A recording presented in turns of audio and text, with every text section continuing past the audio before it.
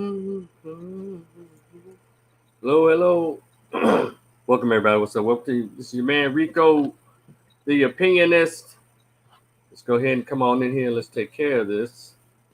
I am here to talk about the topic at hand, and I'm going to go for it. And when I get done, I'm open to hearing your topics, your conversations. I will hear your comments. But I am on to talk about censorship is never a win for anyone. And we seem to have that going on, and people seem to be cheering about the censoring of particular people.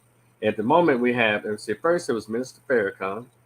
They didn't cheer about that. They was upset about that. Now is about to be former President Donald Trump. He's been banned from social media. Just name them all. Um, and in my community, seems to be okay with it. They seem to be cheering. Yeah, they need to take him off and get rid of all his supporters and all of this kind of foolishness. So childish. Um, I'm here to say that it's okay for you not to like what someone says, but I never ever want to think that censorship anywhere is a good thing.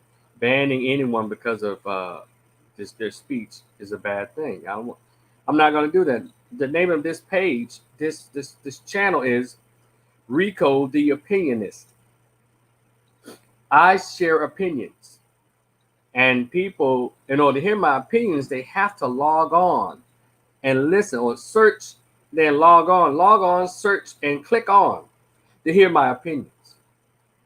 It's weird when anyone who goes through all that trouble to search, then click on someone's opinion. That's any YouTuber who's been threatened with having their channels flagged for opinions and thoughts that they may not like, and and it's just I find it so contradictory and so hypocritical that you're okay with some speech, but other speech is not okay with. The point is, you go to the speech that you are okay with, and under this democracy, we have a lot of folks who are yelling democracy. They are destroying democracy. I'm referencing the latest event that happened at the state capitol. People were, I'm putting in quotes, storming the state capitol.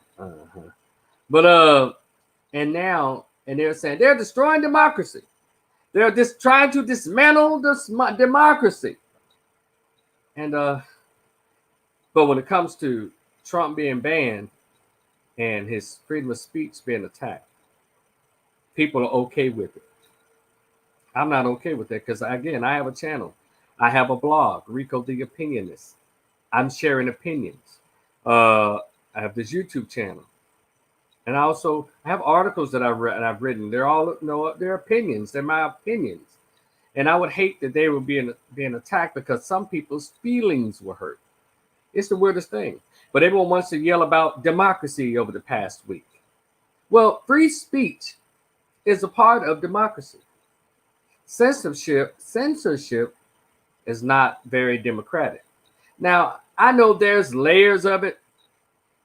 There's places where you're like, you know what, this shouldn't really be here. I get that, but you're talking about content on like porno should not be made available to little kids all over. But guess what?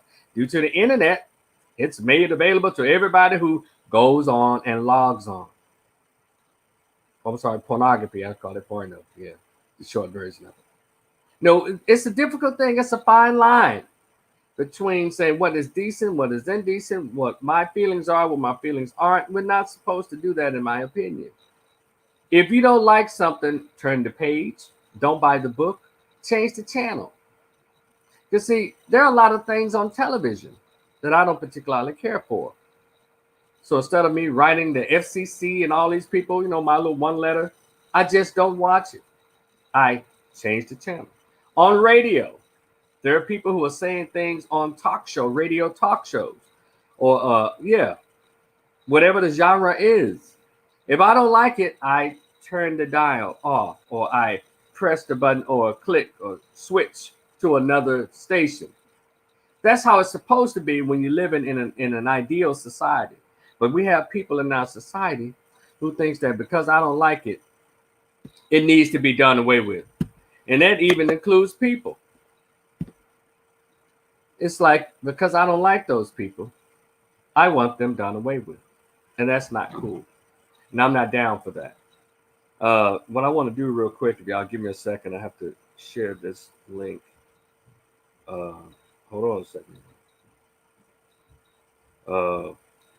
And so I'm trying. I will try to chew gum and talking to or walk and chew gum at the same time. But while you're at it, please like, share, subscribe to this channel. I'm giving opinions about any and everything. Some may be hard hitting. Some may be considered too risque or too political, but they're still my opinions. And guess what? We all have one. I challenge everybody to use the opinions. I'm gonna have someone on my channel here tonight who's gonna join me in this whole thing about about opinions. I'm gonna just try to get this link to the person. Y'all can give me a minute. Probably should have done this before, but it is what it is. And so just hold on a minute, y'all. I'm gonna type very quickly. Let's see.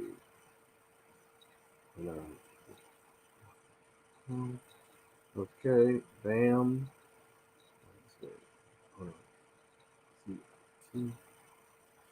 This will be. Mm-hmm.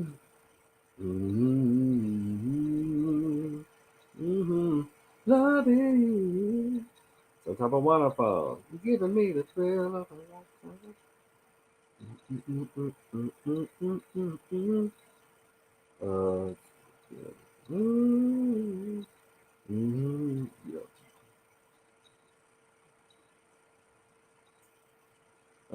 Yeah. So, yeah, I just did it. So anyway, what I was saying was, I want to go down some things for y'all. There's a lot of thoughts I had about this, and then if you're there, I'll get your comments later. Thank y'all so much for your patience doing that. We have to understand that I'm talking to black folks here. This is about me having a conversation with the black community about what is real, is what what we should be cheering and what's not a good idea to cheer. See, a lot of us still thinking that, yeah, Facebook, ban Trump, block Trump, Twitter, block Trump. No, it's all about Trump. This Trump derangement syndrome has to stop in the black community. Because whenever you ask a black person, what policy did Trump put out there that you read that negatively impacted black people in America? And you have to start looking at your watch. You hear crickets. Because that lets me know that whenever I said the only reason black people, quote unquote, hate Trump or dislike Trump is because white people at MSNBC, white people at CNN, white people at Washington Times, New York Post, all this, what they call liberals and Democrats, told black people this is a bad white guy. Yeah, that's what it is, because they can't tell you. But is his behavior less to be desired on some occasions? Yes. But we're so blind, but so many of us in the black community are so blinded by it because white people are they express such outrage, but they're not looking at the bigger picture of what's going on. I'm not a Trump defender. I work in a balanced society. I see things from both sides. I see things some folks don't even recognize what's going on. They don't. It's manipulation. And since he was elected for the past 4 years, these people have spent billions of dollars for a propaganda situation to try to make him look bad. I mean, even if he didn't do bad, they'll make up shit. They made up stuff. And I know by me saying this, some of y'all are like, well, you talking about Trump? Oh my God. And those who know me know I couldn't give two fucks about what you think, about what I think. Because I've always been my own person and I've always had my own thoughts. I've always looked at things clearly for what they are, even things that some people don't even want to look at. And so I just so you're pixelating poor perception coming through. Okay. And so having said that, I wrote an article on my Facebook page that kind of shared my thoughts about what was going on, and I'd like to read it to you. My thoughts, if I may. Uh, let's see. If I may read my thoughts to you. Okay, hold on one second. Let me find them. And I'm right here. Let's see. I'm going to read to y'all what I wrote. And on my page, let's see. And people have been reacting to it, which is fine. And let's see. And I don't mind anybody responding. It's just let's try to be dignified in our responses because unfortunately, I'm not that great at being the bigger person. If you come at me low, I'm gonna go lower at your ass. Yeah, so I don't do all that other foolishness. All right, so this is what I wrote. Uh, Dear Black people who hate Trump, you can't be so obtuse that the fact that this is a person that obtuse of the fact that this is a personal hit on Trump.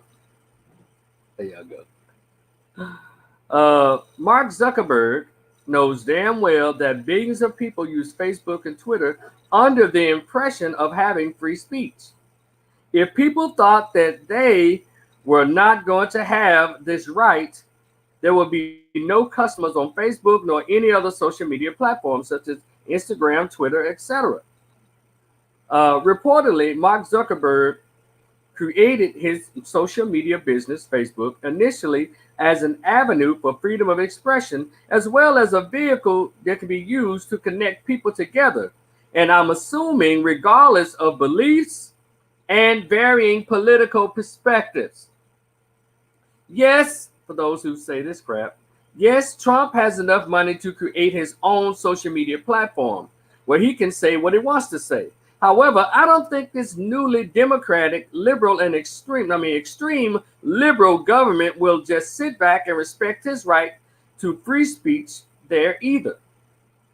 So if Trump is being told create your own if you don't like being censored, well, how come blacks have not created our own anything?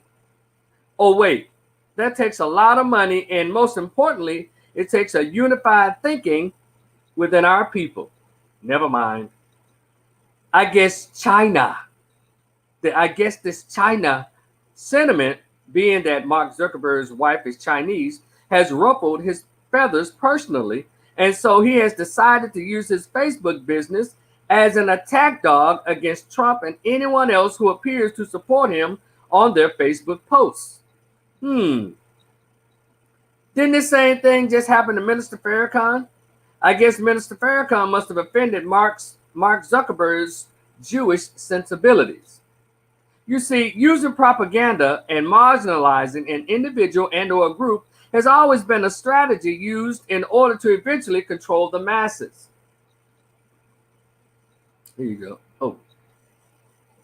This has been used by governments all over the world. Right now, the propaganda against this horrible boogeyman called Donald Trump and a lot of people are cool with the way he is being silenced. History has taught me that censorship on an individual or a group will eventually lead to the censorship and loss of free speech for the rest of us.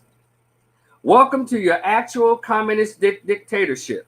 Look, it's more than okay to hate Trump, but please do not allow your hatred for this one guy and even his supporters to cloud your sense of democracy. That's what I wrote. And people are still looking at it like, he if he wants to say what he wants to say, well, he needs to get his own. Okay. Well, I wrote something else to that. Let's see what we got going on here. All right, let me try something else here. Because somebody else wrote that kind of crap down. And so I responded to that. Okay, this is what I said. I said, dear hypocrites and selective memory having people who are on this post, who are using it's his private business, placed to Mark Zuckerberg on Facebook, as the excuse or justification for censorship and the suppression of free speech. Y'all are so funny. Trump's apartment building was privately owned back in the day, but you hypocrites accused him of racial discrimination for allegedly not allowing blacks to move into his privately owned business. How come he's not being given that same consideration? Isn't it interesting how we pick and choose who we want to be silenced based on who we like or who has hurt our feelings? If Trump actually did that, discriminate against people using taxpayer dollars, using state dollars, out of control. Just like the bakers in Dallas, I don't know where they were, who were brought into court because it was a bakery now. They didn't want to bake a cake for a gay couple. And so they were hauled into court on some discrimination crap. It's interesting. It depends on who we like. And those people who own their private business, they didn't have to bake that cake if they didn't want to, could have went against their moral judgment. And it was their private business. And we have to become intelligent about this. Because when we decide that, because I don't like you, I don't want to be heard, well, guess what? It's coming around you too, because you're going to say something or write something or act in something that's going to offend. And we've moved into this liberal left that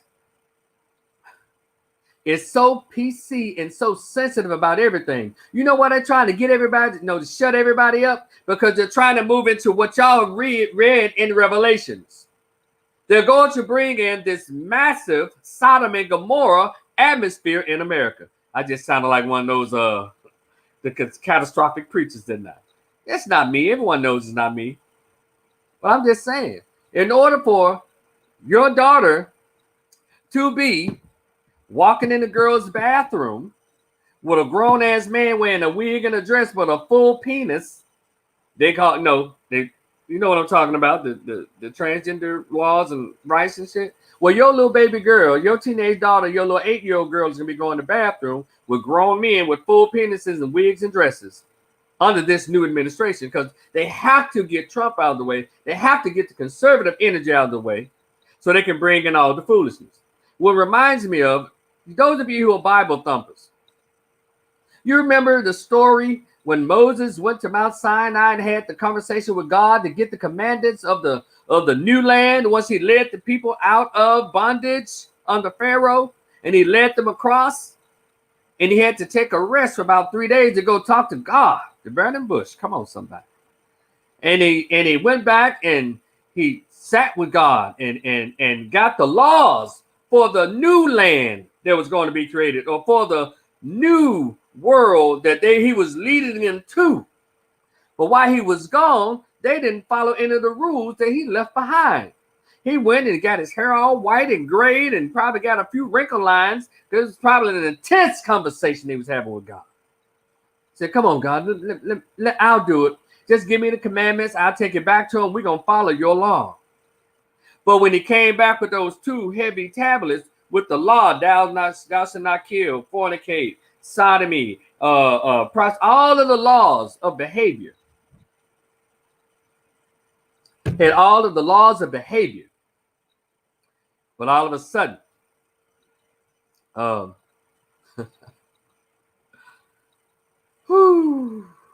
he came back and he saw those folks. They were prostituting, they were gambling, they was doing sodomous things and just acting wild and out. And he said, well, I'll be damned.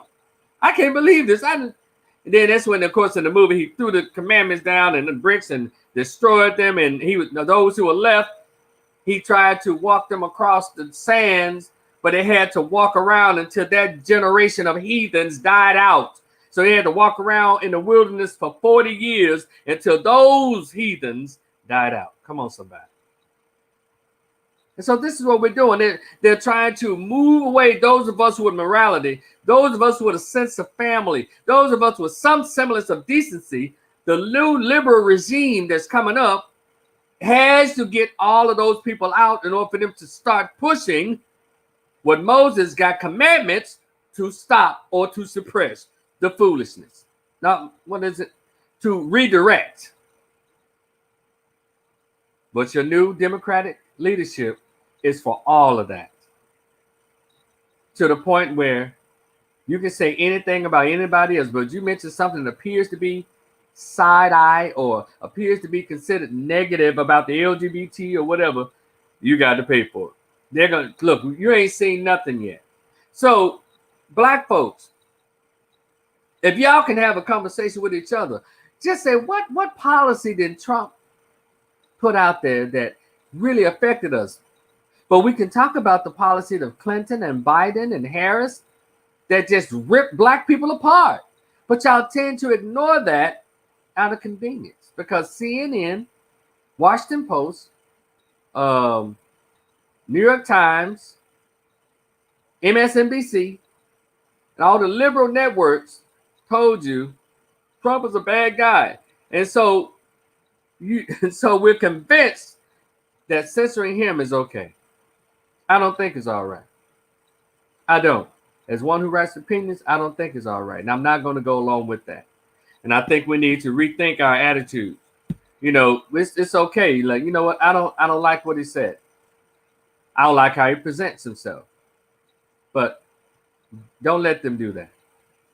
And it's bad enough that we said kind of silently, you know, only members of the nation appear to be upset about it, but the masses of blacks, they were not upset about that. They should not, because did you know, there's some things that Minister Farrakhan has said, and what he says, I don't particularly agree with, but I don't want him to not be able to share it on the social media like the rest of us. All he's doing is talking to his base. And guess what? People were saying, well, Trump was inciting people to do this and do that. He's talking to his base. Every politician speaks to their base. But also, you have to, a lot of you have created a base that's not necessarily his. He told his base to go and storm the Capitol. He never said that. I haven't seen a soundbite with him saying that. I guess you could say that due to the looting and the violent behavior, I guess the leaders of Black Lives Matter told all the white folks and black folks who were protesting to burn down buildings, break into grocery stores and loot. You see how that works? If y'all believe Trump told these people to do what they're doing, well, you have to believe that the leaders of Black Lives Matter told all these people to loot liquor stores, break in and loot grocery stores, burn down everything in downtown, and burn down all the stuff that they needed. So Black Lives Matter, the leadership there must have told them to do that. No. So it means there was some infiltration going on, right? Had to be some infiltration. Because what y'all don't know is who Trump supporters really are. A lot of you think Trump supporters are a bunch of trailer park, toothless, poor class, grungy white people, rubber flag waving white people. It's not just them. Y'all have seen how the owners for billionaires of the NFL, 90% of them are Trump supporters.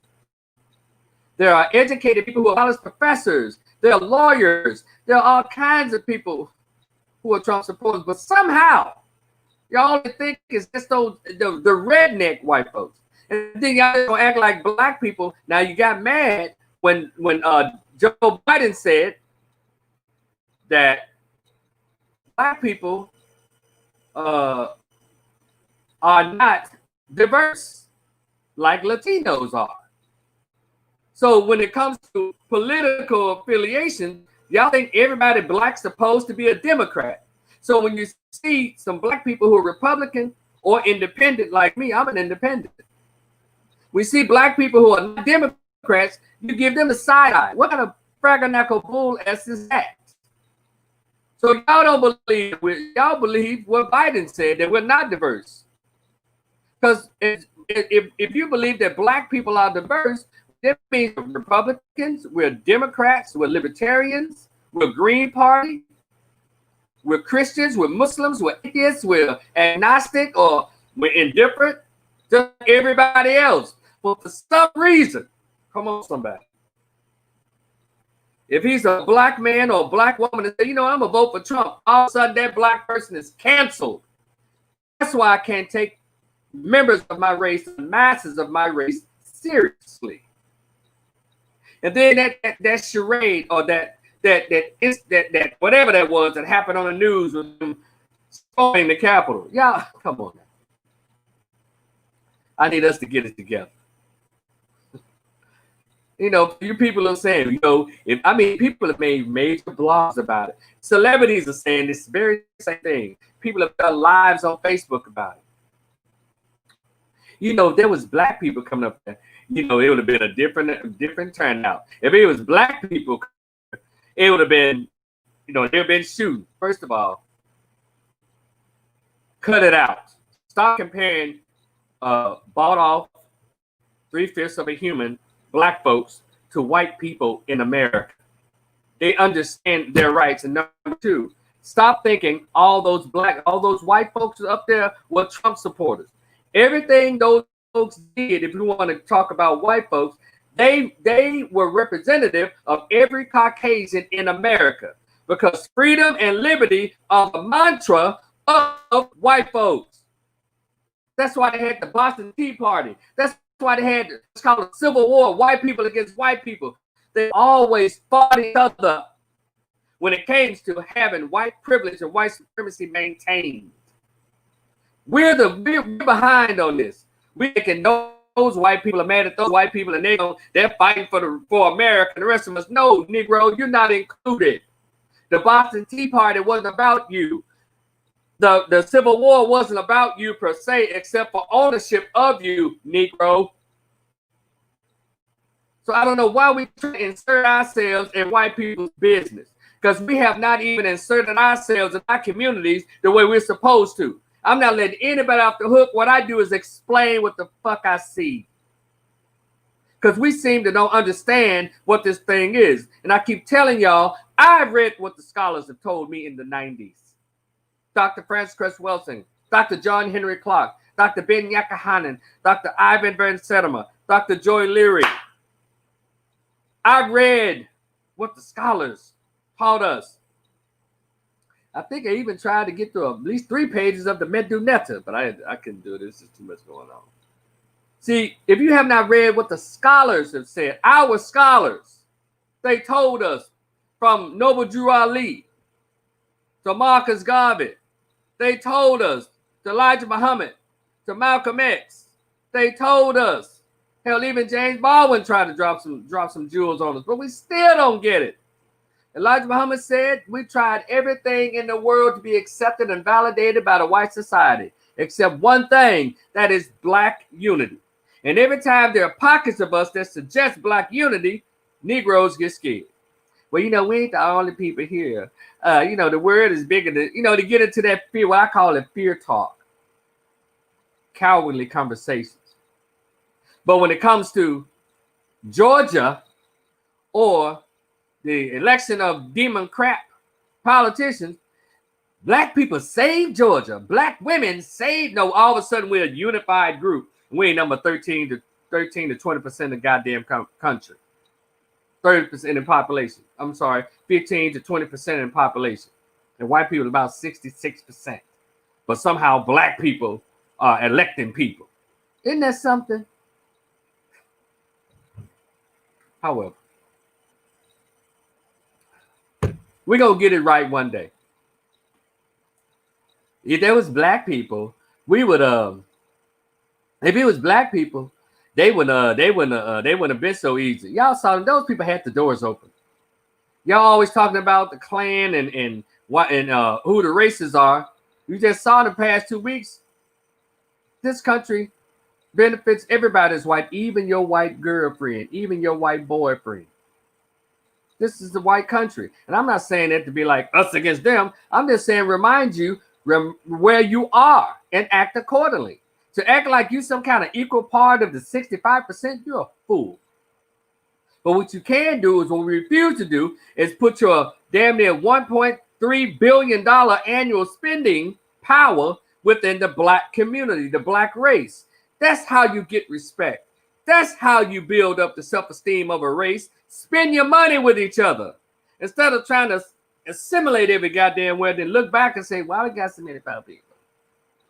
Well, those people obviously don't want anything. And how come, and then you want to talk about racism all the time? I ain't never seen a bunch of Negroes that want to talk about how racist white people are, and y'all live in white suburbs. And every other Negro that's talking about how racist Trump is, or how racist Republicans are, how racist white people are. We got these Karens, we got these Kens, but y'all live in those neighborhoods. Cut it out. It's the weirdest shit for me to see. The only people that's worried about white folks mistreating them in the public are those who go to school with them and live around them. Black kids in the inner city, black people who live in black communities, don't worry about white folks. It's just those of you who think because you got a college degree, a law degree, a doctorate degree, you got a successful business, you moved out to live next to white folks, you're the only one complaining about racism. You never thought about that, smart ass, genius? The rest of us who don't live in white suburbs, we don't complain about white folks. That's why I say y'all so disingenuous. You're so disingenuous in your arguments. You're so disingenuous in your debates. You're just so disingenuous in reality. So disingenuous. How the hell you gonna talk about? It's weird. And I live in an apartment complex, very blended. It's got whites, it's got blacks, it's got everybody. I don't be complaining about no damn white folks. Well, if I go to a white club and all that, I'm not complaining. Oh, it's so many white folks in here. But these white folks tripping. You know how silly that is? I volunteered to go in the white club. But these bartenders are here. They racist. They can be whatever the fuck they want to be in their environment. Well, how come you don't want to be black in your environment? And I'm still talking about how wrong it is for us to think that because these white people want to censor one white man, y'all thinking, yay. That's not cool. Because if they can do that to their own, what the fuck you think they're gonna do to you? But black unity is not on the table. No. Black unity is not an idea we can toss around. Going back and build up the black ghetto is nothing we want to get involved in. You see what I'm talking about? We're full of shit. We are, and I say we because I'm part of the black community. But it's interesting how everybody becomes black when CNN and MSNBC tells you to be black. It's interesting when I see these blacks with good jobs, these blacks with titles, your professional degrees and professional careers. All of a sudden, y'all are black in your white gated communities talking about racism. Get the fuck out of here. At least Mr. Farrakhan lived in the heart of Chicago in the hood. Come on, black folks. Don't make this so easy for me. I don't know everything. I don't know everything about race. I don't know everything about gender. I don't know everything about everything. About anything. But I know something, goddammit, about a little something. So I just share what I think I know. And I know what my 2020 vision sees on a daily basis. You know, it's we got a whole lot of work to do.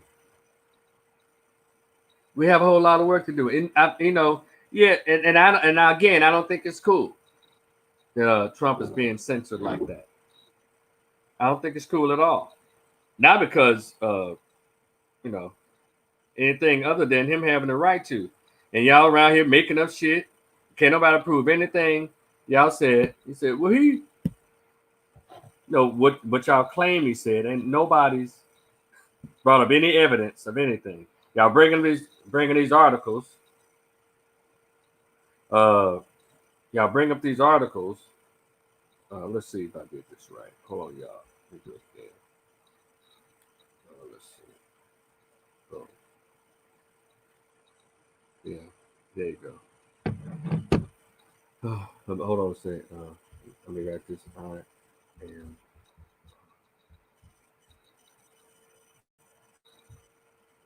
So anyway, I just find it amazing. And it's a lot of stuff we can be doing in our community. Why are you around here thinking it's okay for this guy, for Trump uh, uh, to be censored and banned? Well, say something that certain people don't like. Let me tell you some other stuff. Can I talk about our hypocrisy about banning? You know, I find it amazing that we're cheering that Trump gets banned and blocked, but I don't hear any complaints. When all through Facebook, Mark Zuckerberg, you and Facebook, y'all are wrong for this. You see all these videos pass all the way through Twitter, Facebook, and Instagram, fight videos, all on World Star. But when we ain't talking about that, we're talking about on Facebook, Twitter, and Instagram, people share these fight videos where black women are beating the crap, the blood, snatching skin and hair from each other. I don't hear the cheering or the call for banning Mark Zuckerberg and black folks who think it's cool when he selectively chooses who he wants to block and ban. Because the reason he chose to block and ban Trump is because he got a Chinese wife and he felt offended about people finding out the real truth about China. Yeah, I said it. And so, but we don't think those should be banned. You know, Love and Hip Hop comes on all the time, just making black folks look stupid. The Real Housewives of Atlanta, The Real Housewives of Potomac, Black Ink. What is all these old dumbass? P Valley, Love Creek, all these shows that are disgusting. But you don't hear blacks calling for the banning of these shows or the blocking of these shows by those networks. You don't hear any of that. Here's the selective banning. Now, when it's talking about black women and they're not in charge, it's okay. It's okay to block and ban. And then you have our specialty group called Black Greeks in our race, which they don't do shit for black folks. No, they all they want to do is run for office for every fucking thing and say, I'm the director here. I am city councilman there. That's all they do. And that's what W.B. Du Bois and the rest of them set it up for. Just to say I am in a leadership position. But black Greeks don't present any goddamn leadership. They don't. They've never done it. And anybody want to debate me on it, we can. But you got to cash at me $100 for that question, though. Because I'm not going to debate the truth, so you can debate so you can deny the goddamn truth. I read the history, who the black Greeks really are in our race. That's why we're behind, because of the black Greeks. That's why we keep falling behind. Everybody that's been elected, that everybody's so proud of, that whole picture, they're black Greeks or they're members of the LGBT. Go ahead and prove me wrong.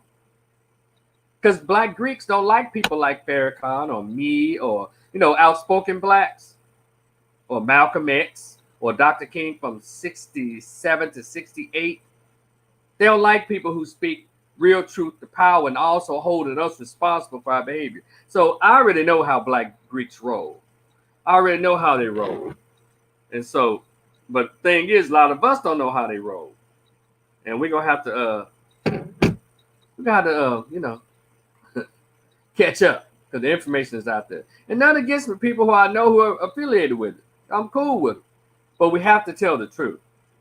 You don't mention your Greekdom, I won't mention anything else. But if you bring it up, we're going to talk. So anyway, there was this show on VH1 about 4 years ago or so. It's called Sorority Sisters. And our so-called Divine Nine, they're so proud of getting this mulatto by the name of Kamala Harris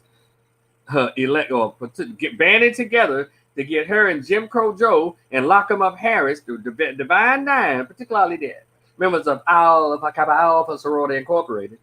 They're so proud of getting this mulatto with her white Jewish husband and adopted white Jewish kids who went to Howard. This mulatto that they swept on cheese and crackers called her black, and she was never black until she started to run for political office. And the strategy is to convince black people that you're black. It don't take much. As long as you light-skinned, black people call you black. And so mixed and all that, they love to call you black. We have this fetish with biracial and mixed people. But, we instead of just calling them what they are, mixed or biracial, we love, they black too. And we know about the one drop. No, they don't. But these are your doctors, your dentists, your nurses, your professors. They don't even know about this. You think they were smart enough to know about the one drop rule being racist. No, they're color struck. Look at the history of the Black Greeks. They didn't start brown. They're a browning of the Black Greeks that started to the late 60s. Before then, they all looked like Lena Horne. All the AKs look like Mariah Carey and Lena Horne because dark-skinned girls are not allowed. Same thing with the Delta, same with all the black, all of them. The browning of the Black Greek then become a reality into the late 60s during, and then more so in the 70s and 80s. And now, they have no people that look like me or Don Cheadle or Whoopi Goldberg, no Black Greek-led organizations. That's history. Go look at their pictures. Brown paper bag test. That was a real thing. So anyway, I guess they let the darkies in for for the fees and the dues, I guess. So anyway, because the first people to attend colleges were the children, the mulatto children of the plantation owner. A lot of them were the first Greeks. God damn it, Rico, you're telling too much. Okay. So anyway, and they keep that shit. They kept it going. And so having said that, but then they want to talk about colorism in the Black community. Where y'all think that shit started at? All right. So this show called Sorority Sisters. No, it's, I guess, representative of the Black Greek-led organizations. And I told y'all how they all got together to bring Kamala in. They felt so proud when they stole. Were selected. When they won the election. And so. And they love their credit. The AKAs, the Divine Nine helped get Kamala. They came together. Yes, I see. Yeah, bitch. Blah blah blah. And so,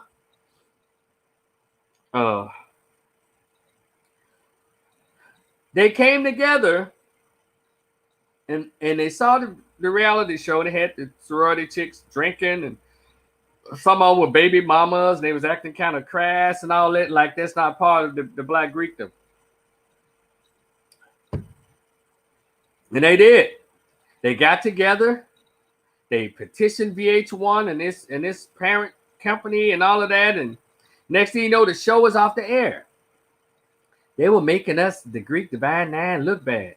But it's interesting that they can come together as a group within our race and protest something that only made their group look bad, but they all claim to be Black men and Black women. Y'all know where I'm going with this, right?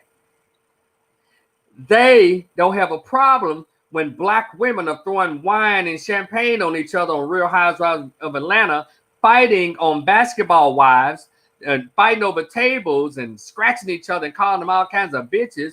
They don't care about the hood behavior of Black women and Black men on the show called Black Ink.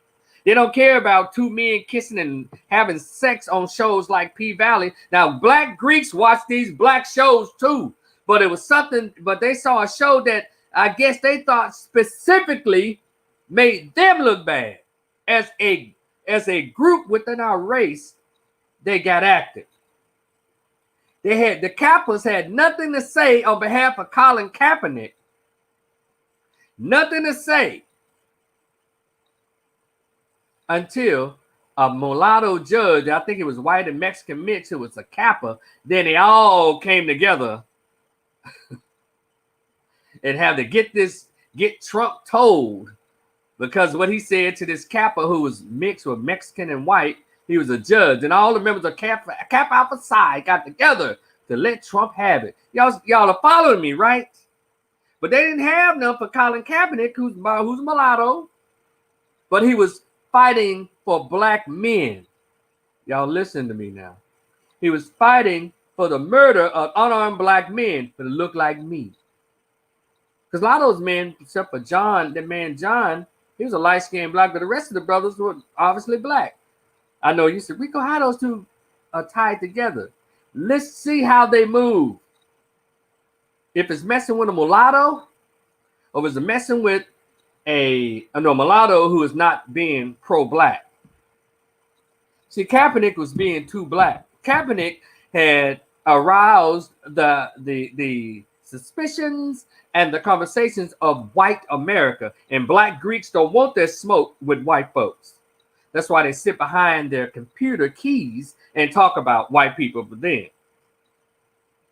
You understand? And of course, not all, but the basis of their organization. There are some ones who are very active in the black community, but it's not as many as you think. How they try to claim they got so many.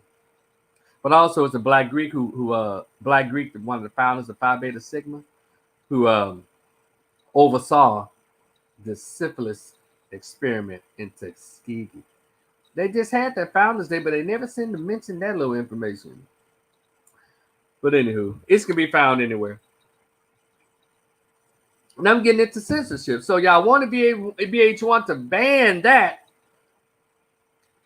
But that was okay because it made y'all look bad. But I can't get black women who are Greek letter, black men who are Greek letter to bring their 50,000 and plus 100,000 members to get rid of shows like P-Valley. Oh, wait a minute. It's a black female that wrote and produced that. And it's a black female who's a member of Delta Sigma Theta. So it's okay. Y'all see how this selective outrage? Yes, I'm calling it out. And as black people, we have this selective outrage. They storming the Capitol. They are disrespecting democracy. We know it'd be great, black people, if we stormed the trap houses in these black neighborhoods.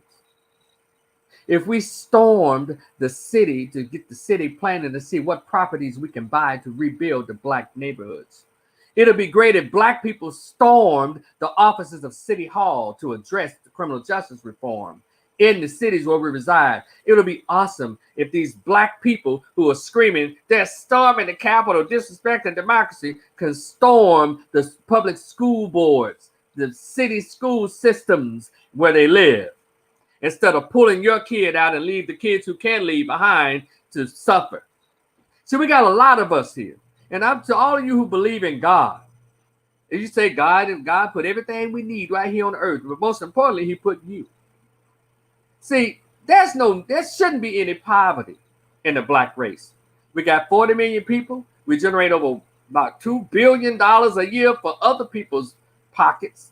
Well, how come we don't ever spend that money for our own pockets? Y'all talking about banning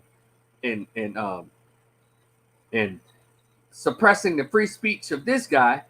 We don't even use them. And y'all talking about rights being possibly taken away because they're storming the Capitol.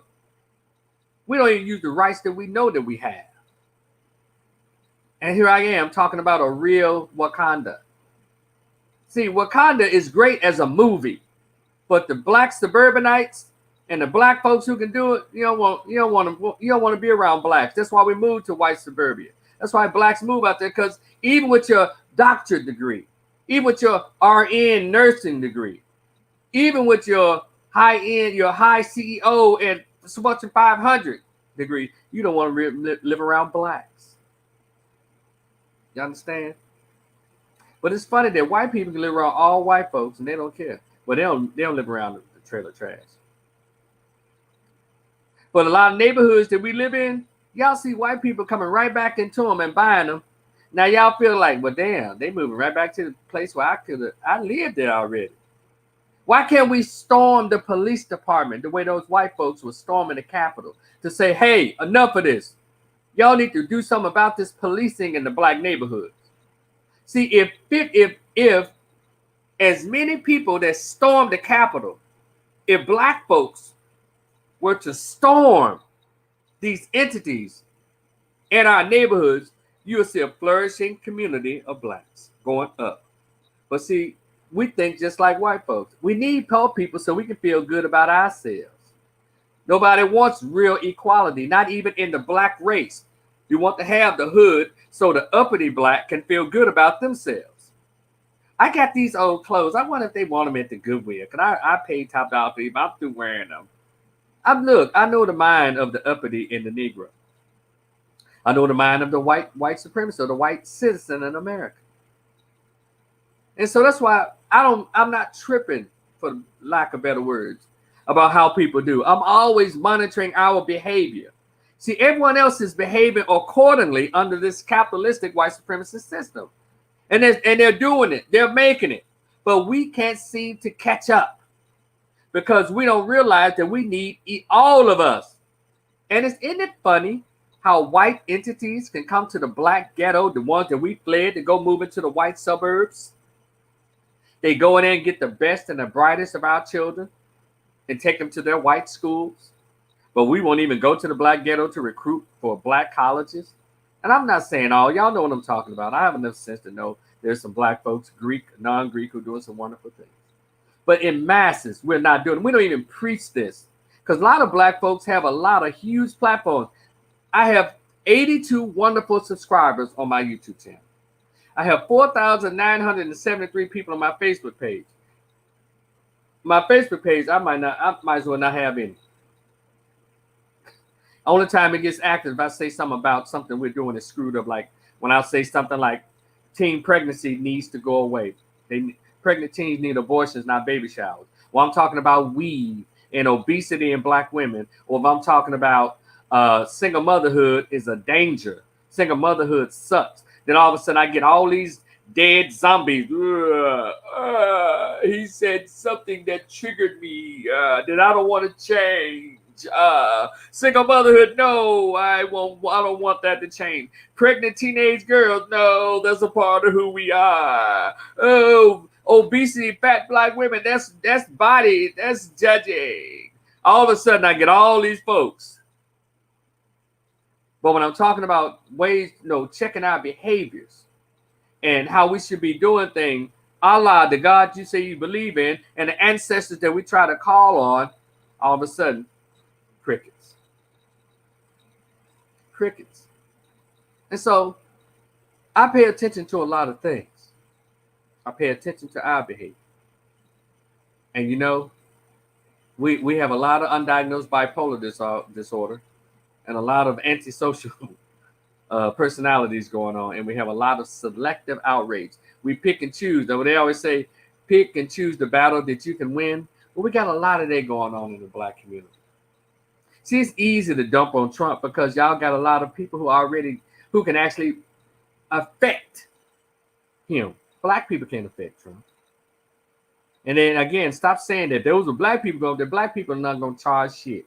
If y'all not gonna storm these Asian shops that disrespect black women on a weekly basis, why the fuck I would think that black people are unified enough to go storm the state capitol?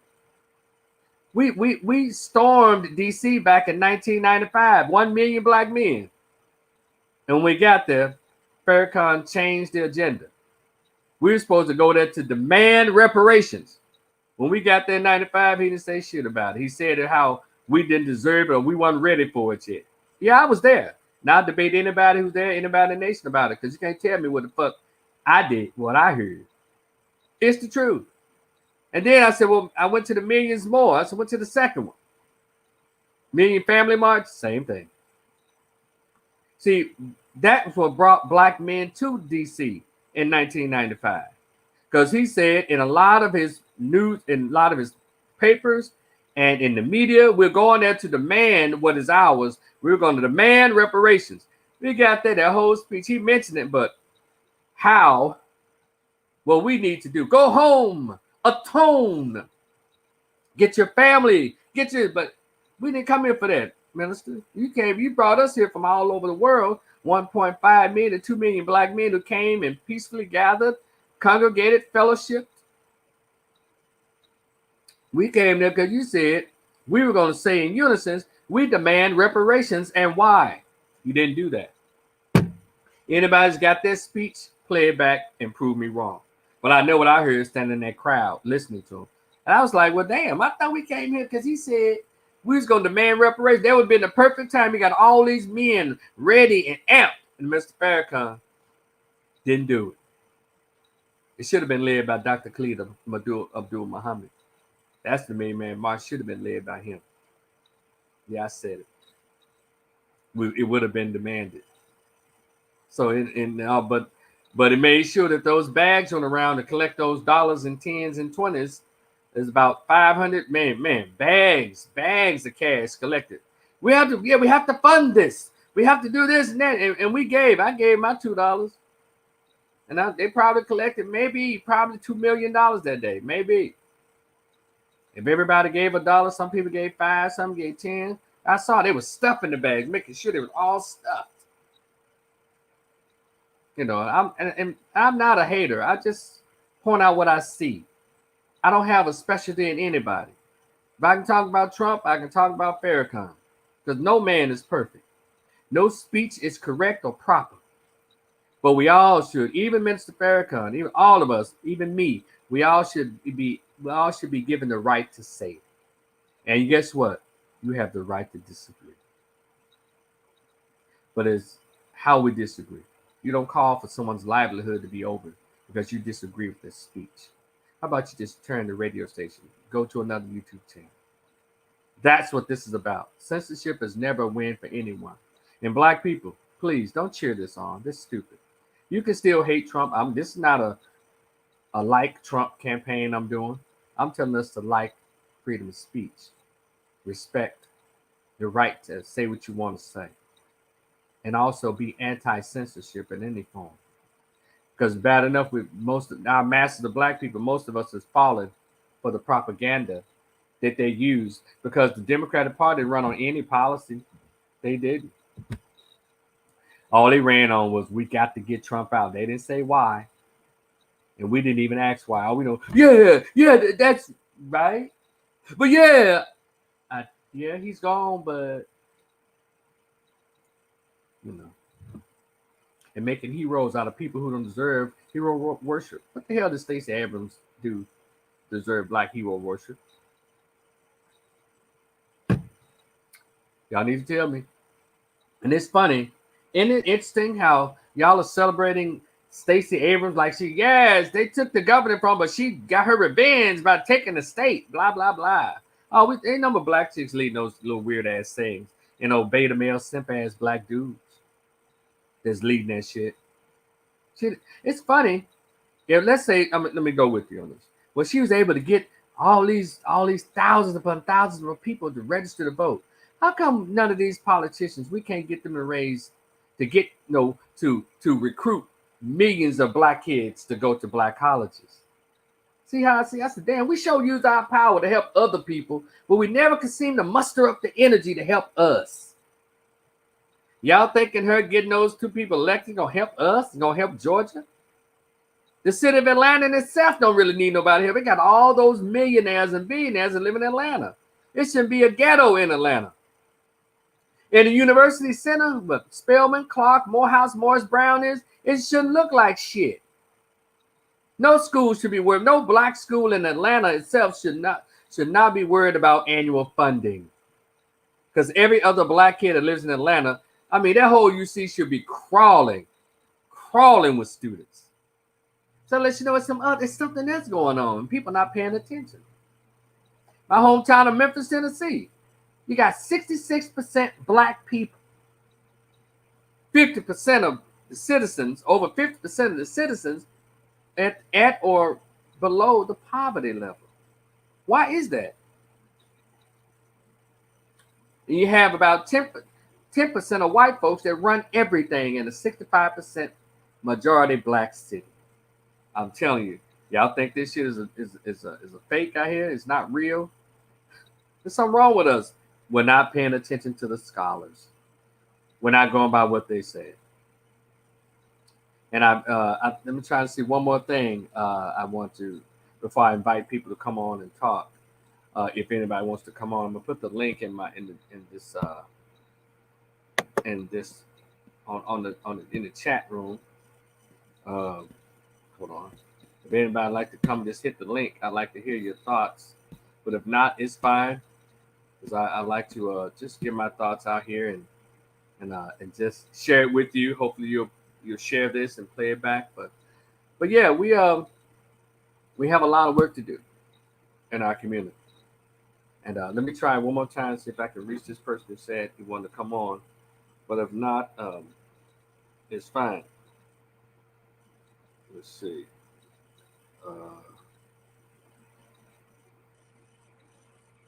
Let's see.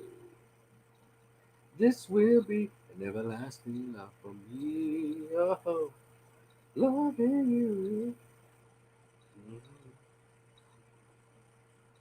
Let's see, boom. Let's see if you.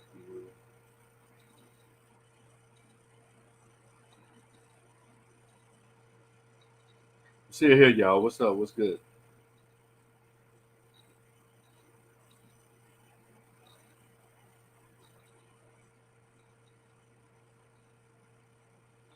Uh, yeah.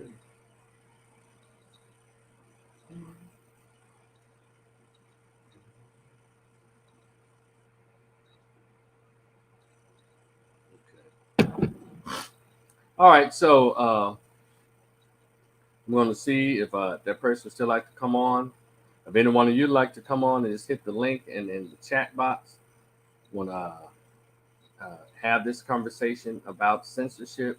There was just other stuff I had on my mind. You know, when you're an opinionist, such as I am, you always have something that you want to share. And so, but if not, uh, I'll give them a couple more minutes. But anyway, that is my thing. You know, and yes, I do understand. I do understand that there are uh, some things in social media and in society that, you know, I don't want to hear that. I don't want to listen to that. I get it. But if you're going to claim democracy, we have to let democracy reign freely. But again, some people want to say, you know, it's, you know, if you have your own private stuff, I agree. But when it comes to this Facebook banning and social media, you know, that is some corporate stuff that impacts damn near all of us, and he can't be petty like that. Well, I'm gonna get rid of you because see, if he's allowed to do that, you may need to share something with our community or with the world that's really awesome, but they become sensitive and now you're banned. And so, but anyway, if we think this is okay, that it makes room for that kind of behavior. That's all I'm saying, y'all. And again, I'm anti censorship. I believe in the right to free speech because that's how I got here. When I was in college, I used to write a newsletter called "In My Opinion."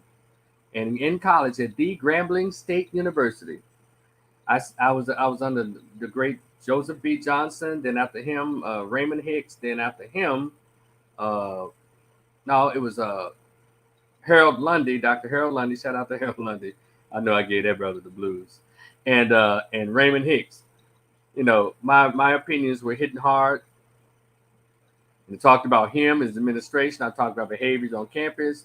I pointed out the pink elephant in the black living room a lot. And I still do that. I point out the pink elephant in the black living room. Because I spent all the 90s and all that talking about white folks. White man the devil. White people this. White. I'm over it. If we are convinced who white people are right now, that's on you. It's almost like asinine for people not to know. And then for people now to be just saying white privilege, white supremacy. Dr. Francis, Dr. Ben, Dr. Ivan Van Serna, Dr. Amos Wilson, Dr. Naeem Akbar, Dale Jones. The scholars have been saying this stuff for decades. Malcolm X, the scholars have been saying these terms, and we're just now getting it because white folks have told you Trump represents all of what white supremacy is, what white racism is.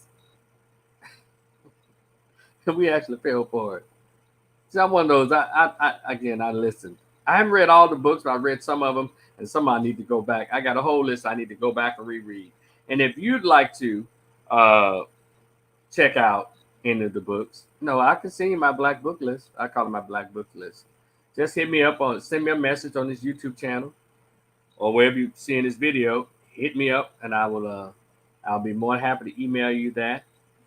It's because it's some stuff we need to catch up on.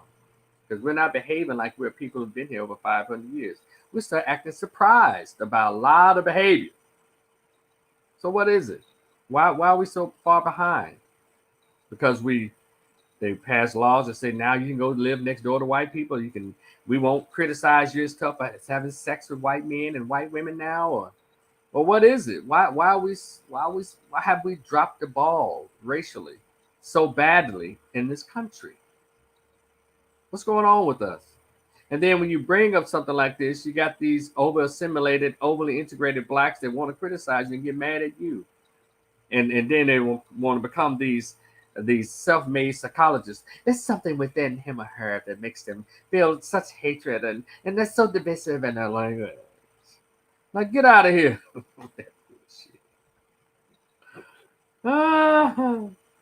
It's I don't know. I'm telling you, I do love us. I can't wait to be around us again when the pandemic is over. I can't, I can't wait because I will. We'll still have cocktails. We'll still this, but I know there's work to be done. I know we can do it, but we have to come to an agreement that we're all black people and stop the inner divisiveness, affiliation because the church you go to, because your Greek affiliation, because of what else? Church, Greek, neighborhood, anything, gang, Masonic lodge. We just have to stop all the things that keeps us so divided. But I guess in the meantime, we just have to do what we have to do. In the small groups.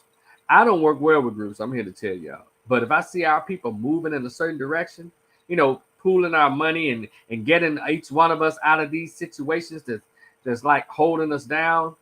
We put our money to it and our efforts because we keep on running for political office and in the black neighborhoods still look like shitholes. If there's a Democrat, if your representative is a Democrat, your neighborhood looks like shit. Go back and check it out. It does. Because they're all the white neighborhoods that look all nice and pristine and they get money flowing through it. I guarantee you their representatives are white and they are Republican. So say what you want to say about the Republican Party. One thing about it, they're about that money. If we can look past Joe Biden saying, I don't want my kids going to no racial jungle. You ain't black if you don't know to vote for me.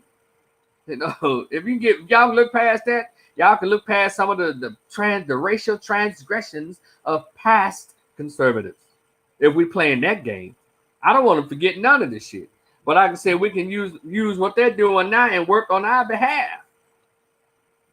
You understand? We're going to have to become more strategic. It's not just enough that you get appointed to some kind of board. You're still not going to have a voice. And when you do what you're supposed to do, a la Malcolm X, you do what you're supposed to, you still, one person can't make a difference in their Congress. He got it. But why are you running if you can't make a difference? Well, at least what I'll say to the black politicians, at least go in there and make the noise. Look, I want child support to end because it's destroying the black family. I want birth control to be made available more to these young black girls. As a politician, use your platform to share expectations to our race. If you're a very popular governor, I'm sorry, and Negroes are governor, but state representative, school board member, county commissioner, and all that, I'm telling you, y'all don't want me to run for office because my office, if I mess around and ran for a political office and I got access to the media every week, I'll be saying, black people, I won't worry about white folks because they're going to do them. They're going to still survive, a la Gloria Gaynor. Hey, they're going to survive. But what we need to do when we get these huge platforms, we have to start shouting out expectations to our race in order for us to change our mind and change our behavior. We're going to have to tell these schools, stop putting daycare centers in these high schools. Tell black colleges, stop putting daycare centers in black college. You don't come to school, secondary, junior high and high school to be no mother. You don't go to college to have no damn baby. You go there to get knowledge, not to become somebody's mama. What you're supposed to be doing like white girls do is wait till they get out of college and become somebody's wife, then mother. Black girls, young black ladies. But you got black chicks having babies all in college and shit. And don't know. And then sometime the sophomore, the junior they got pregnant by, he trying to move on with his engineering major and move on. But I can say when I was a student at Grambling State University, let's go back to the censorship. There were a lot of married couples or couples who had a baby, but they lived together and they graduated and they got married and stayed together a good 15 to 20 years. That's not what's happening now because fatherhood and marriage, when to make a baby, is become almost like a punchline in the black race. A husband, then have a baby? Yeah. In 2021, all this damn birth control out here, and black girls are still coming up pregnant. Don't tell me about what Mexican girls and white girls are doing. Usually the Mexican girls usually got a daddy there. So walking with them in Kroger or Fiesta or whatever. The discounts, the grocery stores are. They probably have 5 kids. He have the 6th one in his arm while she pregnant with the 7th one. They all pushing that damn basket. So we're a different group of people. You know, things that appear to be appropriate, we seem to. We just like, oh, that's judging. Oh my God. No, it's judging because you want to do the fuck you want to do. That's why it's judging. But anyway, I want to say this. When I was at Grambling State University, I was threatened with being expelled 2 times at Grambling State University because they wanted to suppress my right to free speech. When I wrote my newsletter, In My Opinion by Rico Rivers, the administration, and a lot of people on the faculty, the professors, they wanted my voice to stop because my voice was already suppressed as a regular student who would submit opinions to the Grambling Night, our school newspaper. The guy there, Reginald Owens, Dr. Owens. He retired from Louisiana Tech, but he must have been given orders because he stopped accepting my opinions. And I know this because all of a sudden he said, Rico, we can't accept your opinions every week the way you've been submitting them. I said, and I was never a part of. I was never a member of the staff. I was just a regular student. We had like 3 pages in the newspaper called op-ed or opinions. And that's what I loved about it because all kinds of students would write in and they would write in their opinions and they would be printed and we would read them and we read each other. But somehow mine stood out among the pack. And people would come to the Grambling Night every Thursday to see what I wrote. And then I guess some of my stuff that I wrote about the faculty and their behavior and administration probably stealing money, he got a call, and he told me I couldn't write anymore. I couldn't, as a student now, I couldn't submit any more articles. Well, if I submit them, they weren't going to print them like they did the other students, regular students submitting articles. And so he said, well, come back in 2 weeks. I came back in 2 weeks. And then he just said, well, man, I can't. Dr. Reginald Owens did that. And then my homeboys from Memphis told me, man, forget them. Write your own. That's how I ended up writing my newsletter because my speech, my free speech was suppressed at our school newsletter called the Grambling Night. Yeah, they didn't want it because I was stepping on toes, as they said. I was offending people writing in the school newspaper. So, and so I started my own and I started passing around and it surpassed the popularity of the school newspaper. Because when you have the freedom to say what you want to say and say it under the guise of, in my opinion, well, it can't be touched legal. People be mad all they want to. And one thing, all the things that people said to me over the years, from 92 to 96, when I wrote my last newsletter before I graduated my master's degree, even when I wrote it in my hometown and all of one thing they never called me. They called me a lot of names. Oh, a lot of son of a bitch, I can't stand you, controversial, shit starter, this yellow journalism. Oh, they said everything. But one thing they never said and still yet to say is liar. You lied. And so I'm good. I don't care about hurting your feelings. That's not my intent. My intent is to be expressive and express my thoughts. How you take it in your feelings, that's on you. It has nothing to do with it. And so that's what my YouTube channel is for. That's what this YouTube channel is for. That's what my Facebook page is for. To share my thoughts and opinions. Like everybody does on all of their own platforms. But somehow it's the content, I guess. Wait a minute, Rico. Don't you think you should? If I thought that way, I would have written it that way. That's how you think. You write it on your own Facebook page. And so, yeah. Thank you, Dr. Reginald Owens, for being, I guess, a hater. Because you were the catalyst, Dr. Reginald Owens. You were the catalyst for me starting my own. And I also want to say a shout out to, I'm sure he's passed away by now, Mr. Moody. He taught freshman seminar. Tall, dark-skinned man with voice that was heavier than James Earl Jones playing Darth Vader. I remember I was upset about Grambling being a black college, black university, and having 4 white guys playing in our Lyceum program that night. I said, "Where's Grover Washington?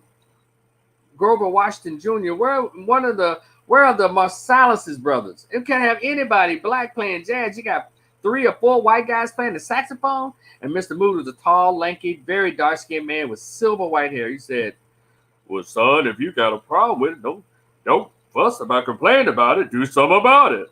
And I took it like, "Oh wow, did he just dismiss me?"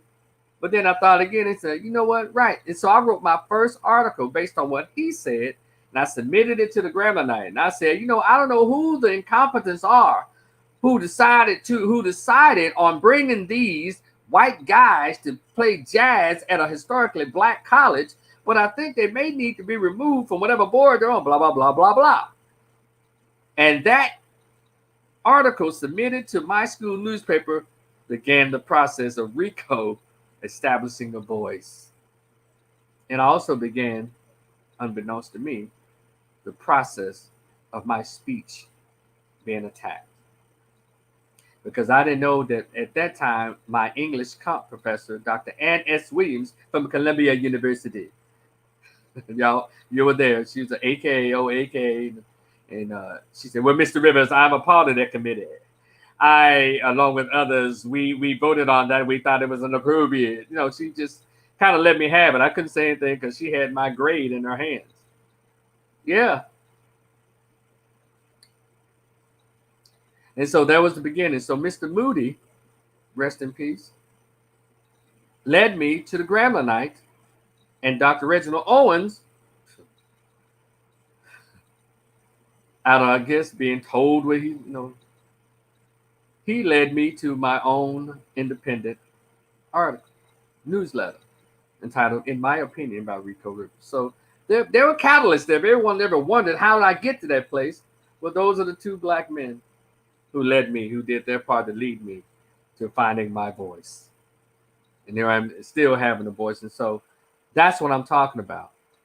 Okay, yeah, I want them to silence Trump's voice. And they silence Minister Farrakhan's voice. But guess what? Your voice could be next. Freedom of speech is not just the speech you agree with. So I thank y'all for paying attention. I thank y'all for listening.